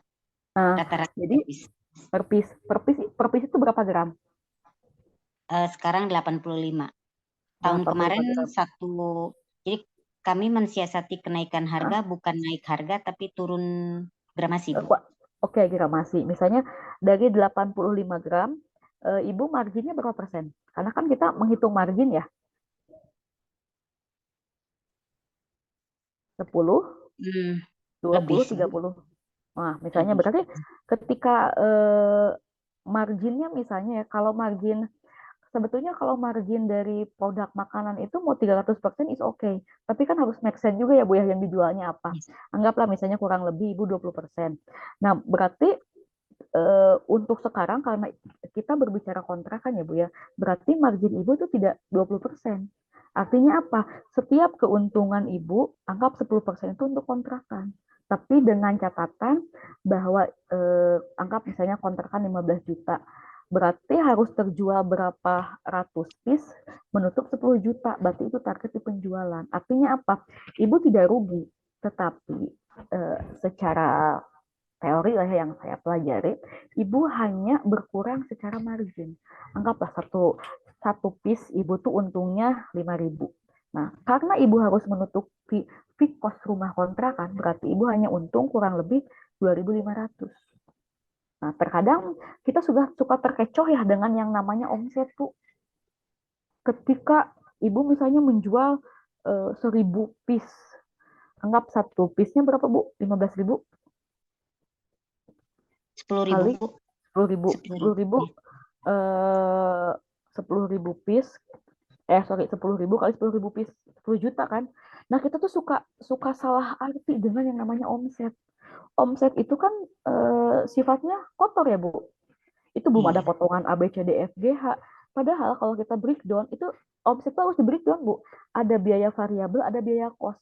Ada biaya variabel sama fix. Fix itu berarti kayak Ibu kontrakan rumah, listrik, air. Nah, itu kan masuk. Nah, ketika kita berbicara variabel, tiba-tiba Ibu harus ikut event. Ibu harus ikut dengan organisasi kewirausahaan atau apapun itu. Nah, itu maksudnya itu variabel. Biasanya yang menghabiskan itu adalah variabel, Bu. Kenapa? terkadang UMKM itu tidak membuat spend untuk biaya promosi, biaya branding, biaya itu. Jadi sebaiknya kalau menurut saya sudah bertanya, rata-rata UMKM itu di 10% Bu menggunakan biaya entertain, saya bilang sebutnya. Jadi tiba-tiba Ibu bazar, tiba-tiba misalnya ada kegiatan apa kan ikut misalnya ya Bu ya. Nah mungkin itu 10%. Kurang lebih Ibu seperti maaf itu. motong. Kalau BEP itu sebetulnya yang paling baik lah gitu. Itu di tahun keberapa sih Bu? Tergantung Bu, BEP itu tidak bisa tahun pertama, tahun kedua, misalnya saya jualan seblak nih, saya modalnya 5 juta, 3 minggu saya balik 5 juta, saya udah BEP Bu. Secara modal ya Bu ya. Nah, konsep BEP itu jadi tetap ada perhitungan juga Bu. Jadi tetap penggabungan biaya variabel dan biaya kos yang ditambah, dikurang sebagainya, yang menghasilkan kembali modal saya. Misalnya, Ibu modal 10 juta nih di tahun pertama, tahun 2021 misalnya. 2021 ternyata orderan Ibu banyak nih. Di bulan ke-6, Ibu mendapatkan omset 20 juta. Nah, 20 juta itu belum dipotong, Bu. Tiba-tiba setelah dipotong, ternyata ada laba bersih 10 juta misalnya. Karena Ibu berjualan online misalnya. Kan tidak ada nyewa toko atau bayar misalnya bayar petugas untuk jaga toko gitu ya. Ibu sisa 10 juta. Nah, bulan ke-6 itu Ibu sudah BEP secara modal. Tapi secara kuantiti itu harus dihitung lagi, Bu. Jadi ada perbedaan lagi. Jadi BEP itu terbagi dua, Bu. Secara kuantiti produk, secara jumlah real uang yang masuk ke kita. Begitu. Jadi memang agak, kalau di online itu memang agak-agak ribet sih Bu, karena saya aja ngajarin teman-teman UKM itu berkali-kali Bu, ya kan? Supaya apa? Supaya kita satu pemahaman. Oh ini BEP-nya begini, ini begini. Oh ini biaya gini, gini, gini. Dan memang ketika kita menghitung BEP, kita harus jujur Bu. Oh saya pernah melakukan uang ini. Nah itu akhirnya ketahuan Bu. Ternyata di dalam UMKM itu sering korup Bu. Contohnya gini, lagi beli nih Ibu bahan baku, tah yang ngabahso cigana enak, itu kalau ke 50.000, nah kita tuh nggak nyatet tuh, itu tuh korup namanya Bu. Jadi Cukup lumayan ya ini. iya memang jadi kasusnya tuh sepele Bu, tapi itu banyak yang terjadi. Dan akhirnya gini, nggak apa-apa kamu pakai, tapi kamu masukkan itu di beban atau diminjam uang atau kasbon. Nanti ketika mendapatkan gaji per bulan, kamu wajib potong, kamu balikin ke usaha kamu. Supaya apa? Supaya usahanya tetap sehat, Bu. Kan harus punya modal. Nah, Bu Anti mungkin nanti bisa langsung konsul, Bu, kalau boleh. Boleh. Bu Mega nih. Sepertinya masih cukup panjang, kita harus belajar ya Bu Anti. Sama nih saya juga sepertinya nih. Jadi itulah seru-serunya. Mohon ya. Ya Mangga, mungkin mangga nanti untuk boleh ya Bu, Bu nanti kita konsultasi lebih iya jauh ya Bu boleh ya. nanti kita ketemu karena eh, saya aja membahas satu usaha 1 bulan sampai beres ke SOP produksi. Itu saya gali satu-satu. Diberi Begitu. kesempatan sama Ibu Mega. Hatur nuhun Bu Mega. Punten ini Sama-sama. karena Semoga membantu ya waktu Bu ya. terbatas. Iya. Bu Anti, Iya. iya. Ya, Punten nuhun Bu saya Mega. ya, mangga kita Mangga nanti Bu. lanjut. Silakan Ibu Ani. Mangga ini masih ada yang mengantri untuk yang bertanya. Ibu Ani Masih ini semangat ya dilanjut Bu dulu. ya. Padahal udah jam 9:30. Mangga Ibu Anti silahkan. Siap. Terima kasih atas kesempatannya. Saya ingin menanyakan tentang SDM. Kebetulan usaha saya itu di bidang craft, kerajinan tangan, dan saya nggak punya karyawan, tapi saya punya pemberdayaan masyarakat, ibu-ibu binaan di daerah, di Cicalengka, di Lembang, dan di Garut. Itu apa ya? Kan awalnya memang saya ingin mengajari memberdayakan ibu-ibu itu karena dari sumber daya alam yang melimpah di sekitar situ, di sekitar mereka gitu. Dan nggak bisa langsung diterapkan seperti ke karyawan gitu, karena memang Betul. sifatnya edukasi itu. Kadang mereka juga bawa anaknya kalau pas lagi belajar. Lebih ke itu sih, lebih ke menyadarkan mereka akan pentingnya lingkungan gitu. Karena kan Betul. produk saya itu dari limbah tanaman gitu. Dari bunga, daun dijadikan aksesoris fashion ataupun dijadikan home decor itu. Kayak kulit jagung gitu. Hebat sekali Bu, Dijadikan rajin Bu, kenapa? rajin sekali. Mungkin berawal dari kepedulian saya akan lingkungan ya, dan kesukaan saya juga terhadap bunga gitu, dan dari hobi. Dan saya pikir di daerah sana juga banyak orang-orang kreatif tapi tidak mempunyai wadah gitu, tidak tidak mempunyai kesempatan. Itu yang saya raih gitu. Tapi akhirnya memang dari kayak yang di Garut itu dari 36 orang tinggal 1 orang setelah saya bina selama setahun. Oh, Sebulan sekali saya datang. 35 demo Bu, Tinggal 1. mengundurkan diri kayaknya Bu. Banyak hal, banyak faktor. Di Cicalengka dari 40 orang tinggal 3 orang. Itu memang, tapi saya pikir itu yang tinggal 3 atau tinggal 1 orang itulah yang juaranya, yang saya pikir itu yang sungguh-sungguh gitu. Aset Bu, kalau istilahnya di bisnis itu aset tuh. Iya, aset, betul. Nah, cuma kemarin karena saya belum serius usaha, jadi masih memang pengennya berbagi gitu awalnya. Iya. Jadi ya tetap sih mereka bikin terus dibayar gitu ya, sampai ukuran misalnya motong kawat berapa senti, motong kertasnya berapa kali berapa, itu juga sampai per detik mereka mengerjakan saya tulis gitu. Satu produk misalnya si A menggunting kulit jagung di yang kotak itu berapa detik, si B berapa detik, si C berapa detik, nanti saya ambil rata-ratanya gitu. Itu gunanya kan memang untuk nanti kalau ada pesanan ya, pesanan banyak betul. gitu. Itu riset Bu, kalau di bahasa akademiknya Ibu sedang riset itu. Iya. Nah, yang saya ingin tanyakan apa sih, bagaimana nih formula untuk SDM yang pemberdayaan masyarakat ini gitu. Karena ini bukan karyawan, bukan saudara juga gitu. Mitra ya Bu, jadi jatuhnya mitra Iya, Bu. mitra, betul mitra. Cuma saya belum punya formula untuk gimana nih ya gitu cara kerjanya gitu. Iya betul. Itu sih yang saya ingin dapatkan. Oke, saya mencoba memberi sedikit sharing ya Bu ya, selama saya di lapangan. Betul, SDM itu merupakan sesuatu case yang unik Bu, menurut saya ya. Kenapa? Kadang kita menganggap bahwa tenang orang ini mah bisa diatur, ternyata enggak Bu. Apalagi dengan sifatnya seperti ibu mitra gitu ya. Nah kita kembali ke satu Bu, motivasi Bu. Lebih ditanya ke orangnya, kamu belajar dengan saya itu motivasinya apa? Apakah uang? Apakah memang suka? Apakah ada yang lain? Karena kan tadi saya sedikit menjelaskan bahwa motivasi itu ada intrinsik dan ekstrinsik. Kebanyakan rata-rata orang tuh ke ekstrinsik Bu, ke uang. Jarang orang yang, Bu lihat saya bikin bunga Bu, bagus banget. Wow, keren. Padahal udah dipuji ya. Tapi tidak semua orang mau Bu, termasuk saya Bu. Saya kan mengajar kalau dipuji saya nggak mau Bu. Saya maunya dibayar kasarnya gitu ya. Ganti waktu saya.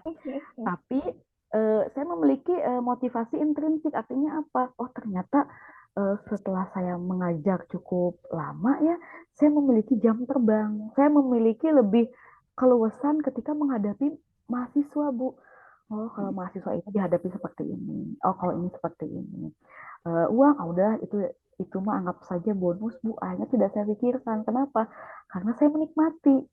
Oh ternyata passion saya itu mengajar. Nah, mungkin dengan mitra itu seperti dengan teman, Bu. Seperti kita punya sahabat, kita tuh harus memiliki aturan, Bu. Contohnya gini, kan Ibu pasti punya teman, punya tetangga kan ya. Saya tuh akan berteman, saya tuh akan bermitra kalau mitra saya satu misalnya. Dia bisa memenuhi kriteria keinginan saya. Contohnya, saya pengen punya teman rajin sholat. Misalnya. Saya pengen punya teman yang dia bisa dagang. Kenapa? Karena bisa collab dengan saya. Itu kan salah satu kriteria ya, Bu. Nah, mungkin yang harus ditanyakan itu lebih ke motivasinya, Bu. Tujuannya apa?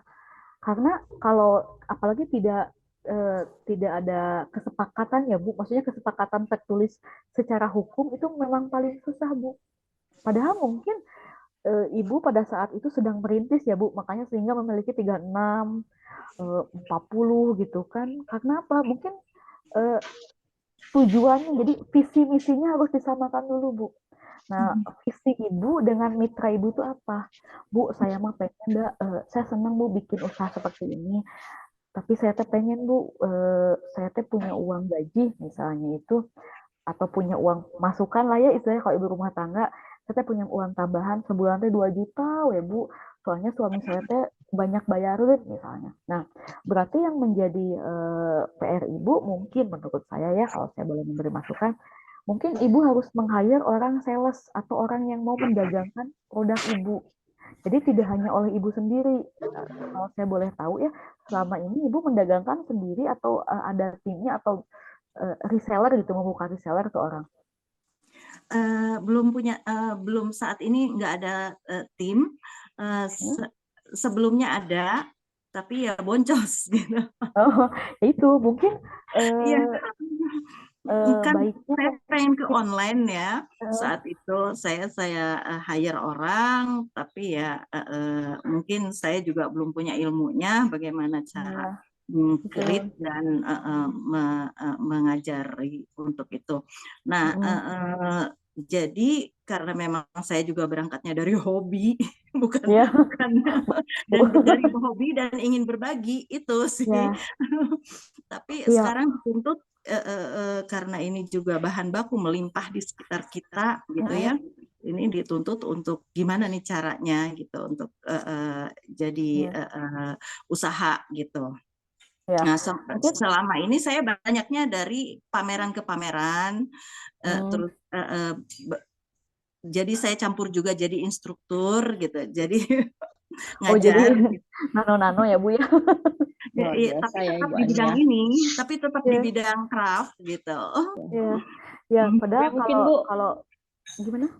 kalau misalnya tadi saya menambahkan mengenai mitra itu mungkin juga tadi seperti Bu Mega sampaikan, mungkin ada beberapa hal yang bisa dijadikan, misalnya ada perjanjian kerjasama di Ya, awal gitu ya, mungkin betul betul. sehingga nanti Bu Ani bisa lebih fix gitu ya, nih siapa saja yang serius untuk ikut bermitra dengan Bu Ani ya Bu ya, mungkin seperti itu juga mungkin Bu Mega ya.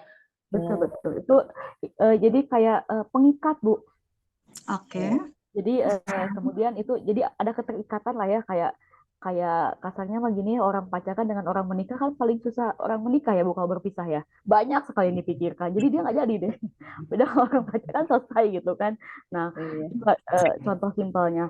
Nah, kemudian harus mau ini, Bu, kayak mensuplai atau mencari supaya ibu tuh mengisi ruang-ruang yang anggap misalnya produk ibu tuh segmen pasarnya siapa, Bu. Jadi harus ditentukan, oh saya itu misalnya kantor-kantor atau misalnya apa sih, wedding organizer. Nah jadi itu yang dituju. Saya bisa nggak nyuplai produk saya ke sini. Tapi misalnya ibu mungkin di luar jual misalnya 30.000 misalnya ya. Nah mungkin buat ini kan karena saya nyuplai ingin rutin, saya kasih harga 26.000 misalnya. Mungkin dengan seperti itu kontinuitas produksi bisa sedikit terjaga, Bu. Belum pasti ya, karena ini kan masih trial error ya, Bu ya. Nah mungkin lebih mengkerucutkan segmen marketnya siapa, Bu. Apakah ibu-ibu, apakah anak-anak, apakah laki-laki, apakah perempuan. Kalau perempuan itu perempuannya umur berapa? Dari 15 sampai 20. Karena misalnya ibu bikin craft, ternyata craftnya itu segmennya 40 tahun. Ibu ikut bazar, dia yang datang umurnya di bawah 30 tahun pasti nggak akan dilirik, Bu. Iya. Ibu malah rugi. Nah, kebanyakan itu. Saya sering melihat di beberapa pameran-pameran ya, Bu, banyak craft itu yang bagus, kayak dari kaca gitu kan, kaca-kaca yang bagus. Soalnya saya bilang, saya lupa sih namanya apa, saya tertarik gitu kan. Cuman waktu itu saya kan masih di bawah 30, tiga kolot gitu ya. Nah, akhirnya kan itu mengacaukan ibu yang sedang berjualan, karena ketika ibu berada di situ itu bukan segmen pasar ibu. Tapi misalnya ketika ada acara ibu-ibu Bayangkari, ibu-ibu jenderal, dan ternyata ibu-ibu seperti itu menyukai gitu, mereka akan interest Bu, pasti membeli. Jadi terkadang salah pasar, jadi ke kitanya gimana gitu. Terkadang kayak pameran itu jangan dijadikan sebagai menurut saya Bu ya, jangan dijadikan sebagai ajang jualan Bu kalau pameran. Kenapa? Pasti boncos Bu. Kalau lagi nggak hoki, kasarnya kalau kata orang Cina begitu ya Bu ya, kalau lagi nggak hoki pasti boncos. Kenapa? Pameran itu adalah bagaimana produk ibu tuh di branding. Jadi dibuatkan mungkin membagikan kartu nama, membagikan sampel, mungkin memperlihatkan bahwa ini loh, ini adalah produk binaan saya dari ibu-ibu, misalnya produk sampah, mungkin lebih seperti itu. Jadi kalau misalnya ibu menjual di mall-mall komersial, saya yakin jadi dilirik Bu.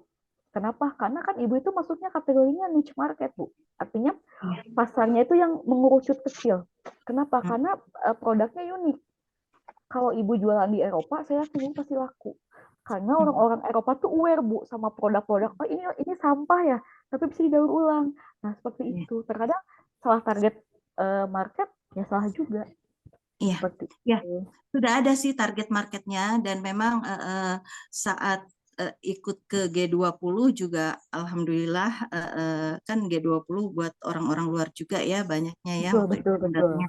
Alhamdulillah untuk anting dan ini ya apa namanya tulip magnet cukup sold out gitu.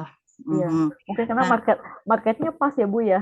iya, nah cuma orang kita dari notebook Belum aja ya. notebook terus ditempelin ini ya rumput-rumput yang dikeringin gitu ya. Itu Terus uniqueness-nya orang kita. kita nawar mani rendah Betul, pisan. itu orang kita Bu. Itu sih rumput, emang rumput kalau ditempelin asal tempel wae mah dan teu nyeni. Iya betul. Itu betul. Itu Oke, memang ya. termasuk saya pribadi mungkin terkadang memandang naon sih gitu. Tapi kalau ibu menemukan marketnya yang pas, itu pasti dia nggak akan nawar, dia pasti beli. Hanya saja mungkin pada saat momen acara dapatnya itu yang apa ya pasar umum yang mass market, jadi saha we akan malah rasuk anu kieu mah di toko buku ge aya. Nah jadi yang memandang bahwa Sesuai. nah itu jadi produk waktu itu saya mau penelitian craft cuman sama prof saya diarahkan ke kuliner waktu itu. Nah craft itu ya jadi kayak gampang-gampang susah Bu. Betul. Jadi harus bermain komunitas juga. Jadi nah perlu jadi nanti lebih diruncingkan kan kalau misalnya bermain di media sosial mau di e-commerce, tapi kalau komunitasnya ada itu lebih enak. Dan rata-rata dulu pernah saya punya dosen pengalaman, beliau anaknya sekolah di Amerika, jadi justru produk batik, craft itu lakunya di luar Bu, dan mereka tuh nggak Bu nawar ini berapa 30.000 beli. Kenapa? Karena kan kayak misalnya ibu tadi jual not ya, mungkin misalnya 60.000, ya kan bagi orang Amerika cuma $4 Bu, bagi kita kan mikir gitu Bu. Memang ini cocok buat ekspor juga ya Bu ya, untuk Ibu Betul, Ani jadi usaha kemasannya tuh cantik sekali ya. Ini kalau dari Palu Putri, ini dari Bungur, ini pulpen. Bagus Ya. Bu. Tuh. Mangga mungkin nanti bisa dikurasi nih sama Pak Amir nih nanti ya. Jadi kan sebetulnya ibu tuh sudah memiliki produk yang unik ya Bu ya. Cuman ketika ibu salah masuk pasar, ya ibu boncos seperti yang ibu. Ibaratnya kalau nembak mah nggak tepat sasaran. Iya. Jadi nanti tinggal dikurasi kira-kira, apalagi kan kayak non food kan tidak dimakan ya Bu ya. Tinggal mentreatment kira-kira diawetkan dengan cara yang natural lah ya kasarnya ya. Itu seperti apa? Nah, kira-kira negara yang menerima mana? Seperti itu.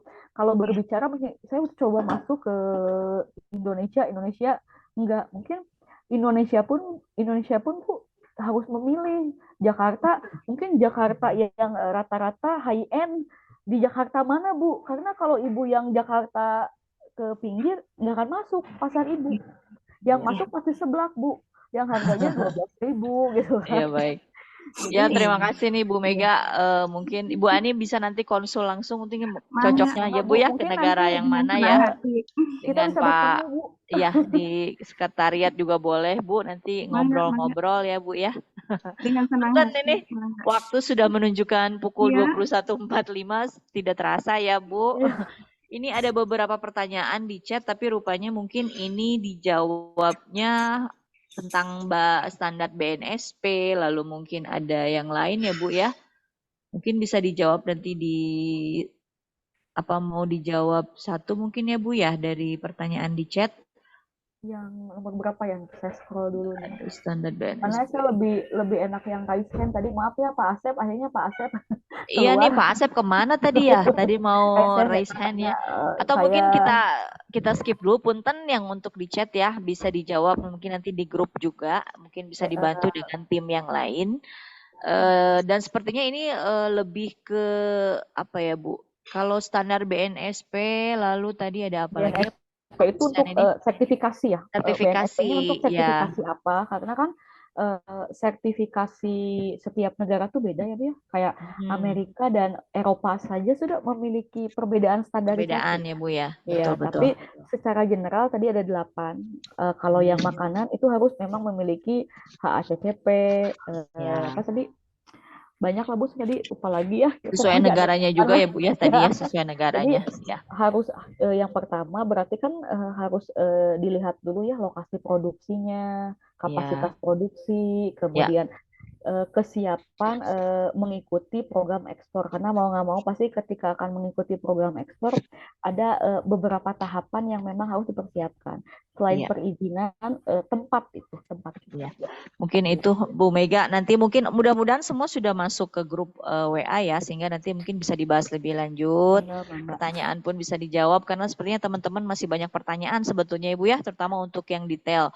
Mangga mungkin nanti bisa ke sekretariat, juga bisa menghubungi Kang Deduy, Kang Dida ya Bu, dan tentunya Bu Mega punten kalau direpotin ya Bu untuk beberapa pertanyaan.